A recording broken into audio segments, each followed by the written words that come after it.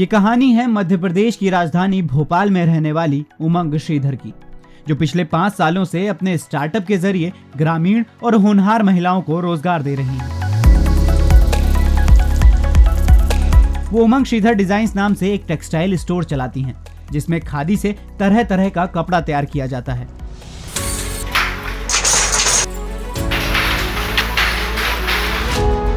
उमंग इस कपड़े को सिर्फ भारत ही नहीं बल्कि विदेश में एक्सपोर्ट करके करोड़ों का कारोबार कर रही हैं।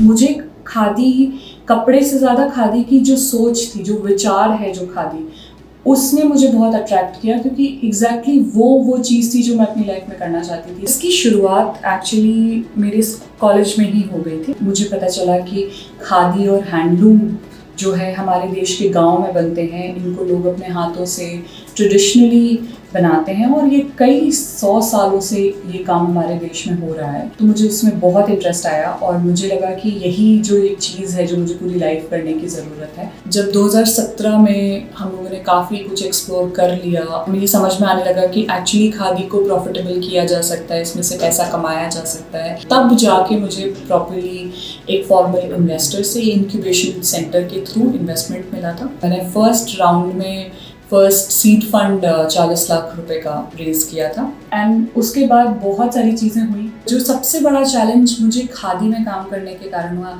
वो महिला होना नहीं था, वो युवा होना था।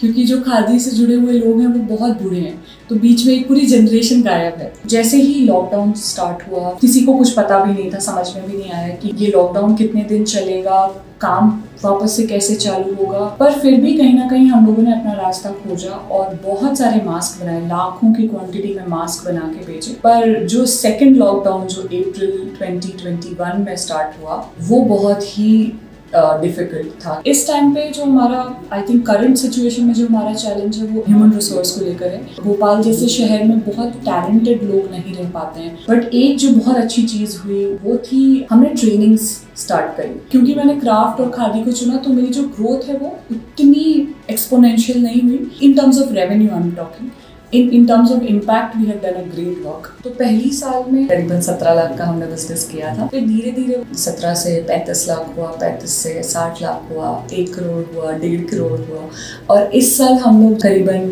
2.5 करोड़ की क्लोजिंग करने का एक्सपेक्टेड है।